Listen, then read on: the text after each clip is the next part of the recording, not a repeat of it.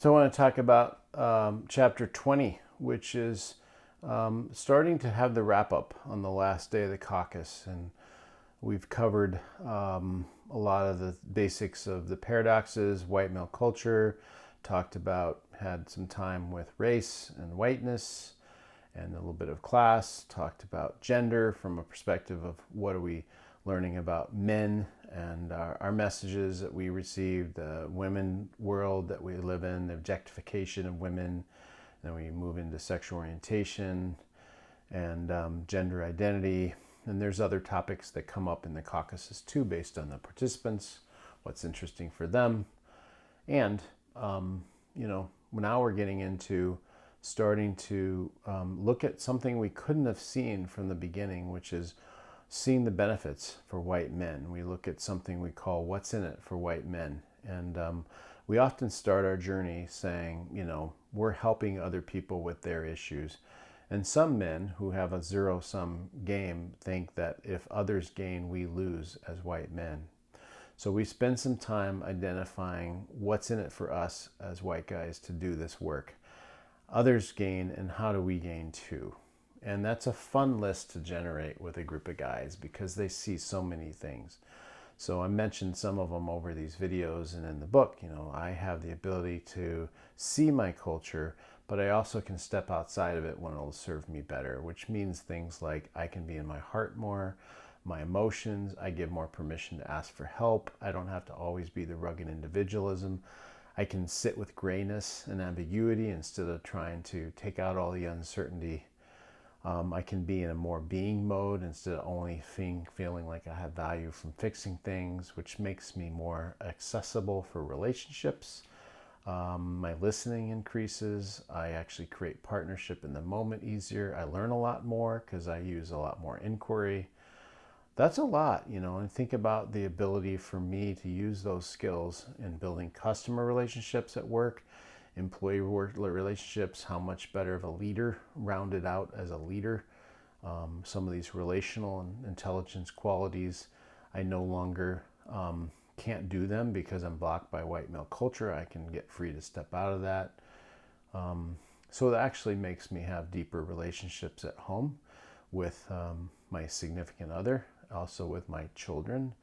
And I have deeper, more open relationships with other men. I can ask for help. I can be vulnerable. I can be real. And I also have less of a nagging sense that somehow I'm the problem around diversity, or there's something that's unexamined, because now I've examined what does it mean to be white and male, and for some of us heterosexual. And it's not something that I've never looked at.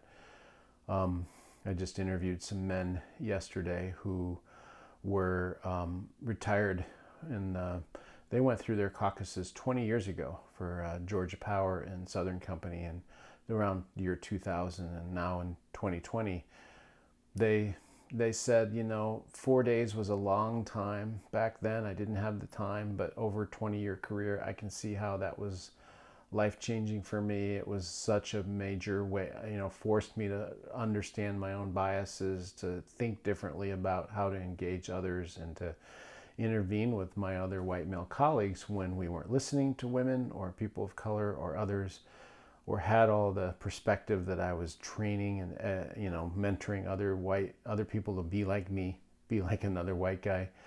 All those wake-up calls that made a huge difference over a 20-year career. And I think they were proud of that. They were, brought the rest of the organization, and they found that they all described it 2 steps forward, several steps back. But we have to see our self-interest in this too. We can't just assume the whole thing is about helping other people. That helps the fire in us really go when we see how this is just transforming our own life. It's actually a liberating experience for white guys to get free of some of the cultural prison that we're in, to be able to keep it and use its best and to transcend it too.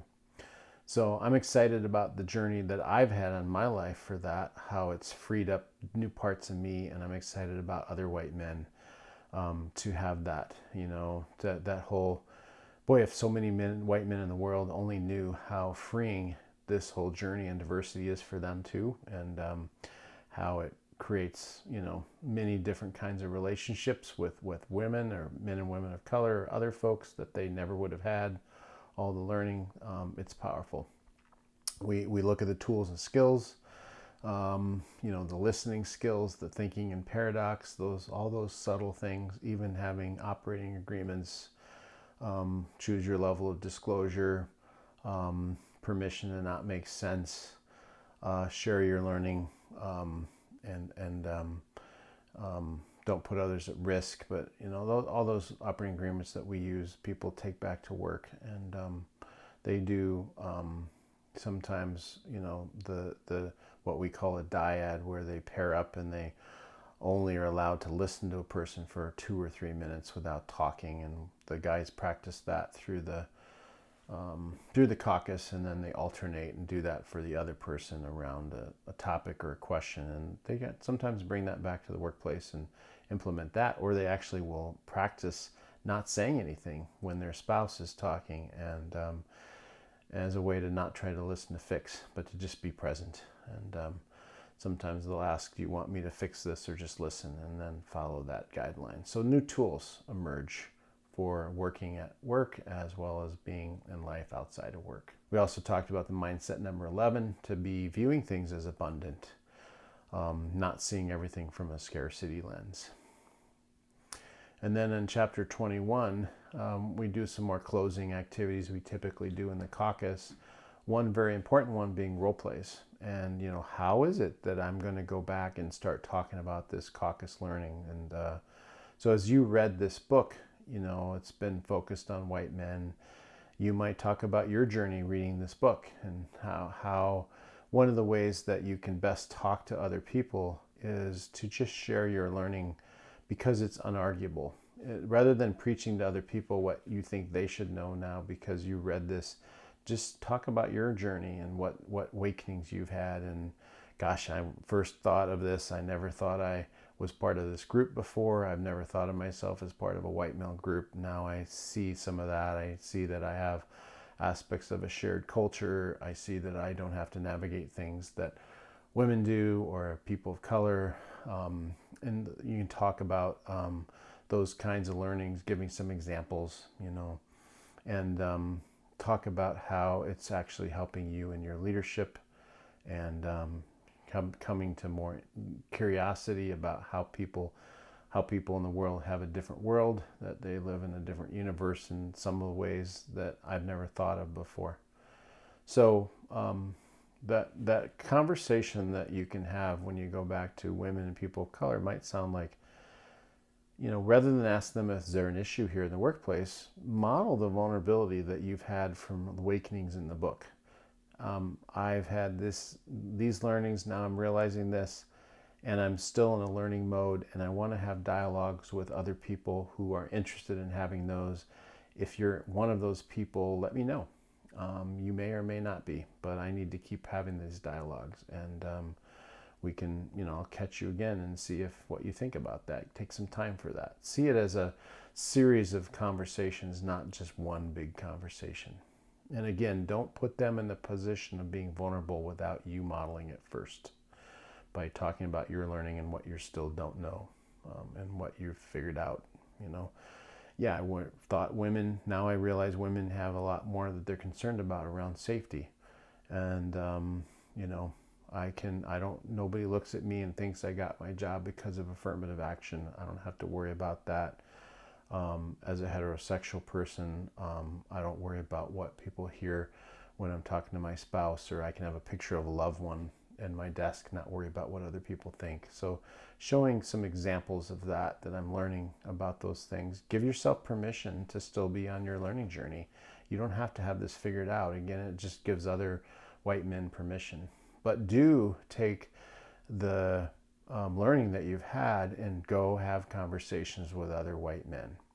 Sometimes those will be the hardest conversations, and that's okay, but our privilege is to go back from this kind of learning and not have those conversations and just collude and avoid that. And that does not help it, because it continues to force the outsider groups to have to carry the weight for that. And so pick up that, be courageous.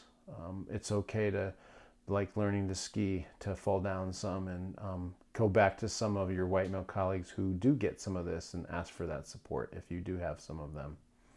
And you will find some, you will grow some, again, mostly because you're being vulnerable and not telling them or preaching. You're literally just sharing your experience, which creates an intrigue and interest in things. So find those white male allies that can help you create a little bit of a collective journey in your workplace of this, and you'll get known by others to be a safer place, but for women and people of color, others to come talk to. The other big part of chapter 21 is the mindset number 12 of focus on appreciation, not just the typical white male problem solving critical focus of what's wrong. A lot of that muscle we've well developed, and we underutilize the balance of the critical appreciative paradox, and we don't take time to appreciate what's working well, which actually helps what's working well grow more the more we acknowledge it.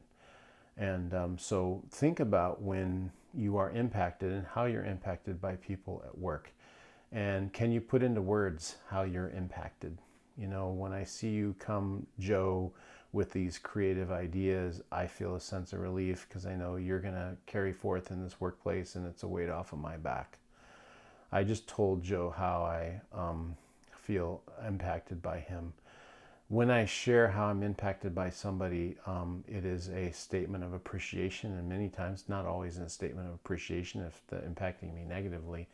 But there's a lot of times where that gives them specific data and knows how people don't often get feedback on how they're impacted. So that's a very beautiful skill, appreciation and acknowledgement, I would say. Acknowledgement is about that. And so lean into that, because that's probably an underutilized muscle. And some people feel criticized a lot because we focus on fixing something that's wrong, and they don't feel seen for what they're doing well. And that includes probably your kids, maybe your significant other. So think about that balance and how you are with that. Chapter 22, that's about checking in 4 weeks later. We don't often do that in a caucus. Sometimes we have, but we ask those guys to stay connected when they go through that experience and use each other as resources. We tell them to check in with an action accountability partner 4 weeks later or so, but they all can stay. And so we've had some Paul Kirkwall from the Ramsey County, Minnesota, who's a county manager, and brought all of his white male leads for the county together. They went through a caucus together, and they met for many, many years regularly, and they would occasionally bring in the women colleagues and people of color colleagues and include that. But they worked as white male allies to really create inclusion, and it was a long-term thing for them. That's happening elsewhere too. So will you reach out to other white men and find those men, so we as insiders can build those connections that are about creating connection. A few more things to know about the end of the book. The appendix, there's an appendix about the leadership skills, our 8 critical leadership skills. Of course, there's an appendix that is listing the 12 mindsets all in one place, which can be healthy. The leadership skills have 6 behaviors listed under each, so you can self-rate yourself in that. And of course, we've got the research on how white men listen 33% more. That's in the 3rd appendix from the Rockwell study, Rockwell automation. 4th appendix is my full letter to Nelson Mandela, back to the start of my book, when I was in South Africa and connected to the white men there and found my similarities and was moved by Nelson Mandela's exit from prison and how he turned to the white men with love. And so I feel like that's part of how I turn to white men in my own group and love that part of myself, the white male part of me that creates change, but also the clueless part of me. And I have to do that in order to love the white male part of other white men. And as insiders, we don't want to beat each other up around being a problem or whatever, but we need to engage our group from a place of challenge and support. And so I encourage you to look at that whole letter. It was a part of my heart. And then There is a lot of notes and bibliography information in the back. I wrote the book to be a story so that it would be really engaging, but there's a lot of research behind it, and that all is revealed in the notes section of bibliography, and there's a lot of resources that it points to. Of course, you can go to the WMFDP website, White Men as Full Diversity Partners. You can Google, and our website has a lot of material. My TEDx talk is a 15-minute overview of all this. It's a really quick way to introduce to a group of white men this whole idea and concepts, and then have a dialogue about their reactions to the TED Talk. And that might be a good way to expose some men to this whole concept, and then offer for them to read through the book together.